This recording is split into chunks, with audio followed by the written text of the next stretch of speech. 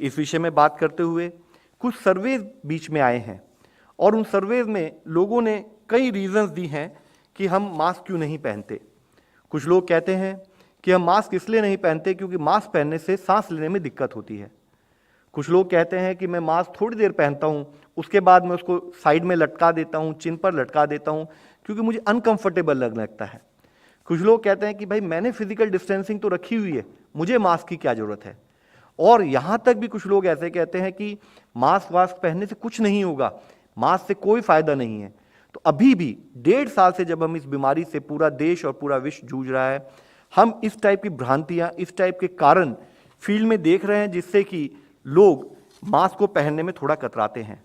उसी के साथ ही हम यह भी देख रहे हैं कि जहां देश में एक स्थाई पर केसेस कम हुए हैं, तब भी जैसे जैसे रिलैक्सेशंस आ रही हैं, gross violations in terms of Covid safe behaviour, in terms of either use of mask और फिजिकल डिस्टेंसिंग नोट किया जा रहा है।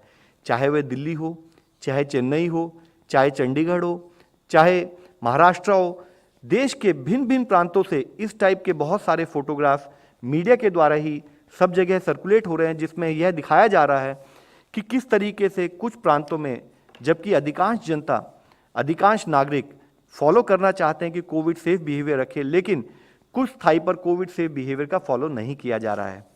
यहाँ यह समझने की जरूरत है, हम थर्ड वेव के विषय में कई बार बात करते हैं, तो एक न्यूज़ हेडलाइन में आप लोगों के सामने प्रस्तुत करना चाहूँगा, जिसमें ये कोट किया गया कि हम 2 साल से घर में थे, तो वो हमारे लिए जेल के समान थी। अब यहाँ भीड़ कितनी भी हो, लेकिन हमें कोविड का डर नहीं है। हम यहाँ इसलिए आ गए ताकि थर्ड वेव से पहले एंजॉय कर सकें। यहाँ हम आप सबसे एक विनती करना चाहेंगे कि जब हम थर्ड वेव की बात करते हैं, तो हम थर्ड वेव को मौसम के समाचार की तरह से, वेदर अपडेट की तरह से सामान्य रूप में ले रहे हैं। हम उसकी गंभीरता और उससे संबंधित अपनी रेस्पॉन्सिबिलिटी को शायद जिस स्थाई पर समझने की जरूरत है, वहाँ पर कुछ चूक हो रही है। यह मॉनसून की बारिशों से आने से पहले कहीं हम घूमने चले जाएं, या ऐसा कोई सिंपल आचरण नहीं है, बल्कि वायरस वर्सेस ह्यूमन बीइंग, इसके बीच चलने वाली कंटिन्यूअस लड़ाई है। इसलिए जरूरी है कि हम सब यह समझें कि थर्ड वेव प्रकृति से ज़्यादा हमारी प्रवृत्ति पर डिपेंड करेगी। यानी कि जरूरी है कि हम कोविड एप्रोप्रिएट बिहेवियर या उसका फॉलो ना करें, उसके बेसिस पर कौन सी वेव आएगी, कितनी इंटेंसिटी से आएगी, उस पर डिपेंड करेगी।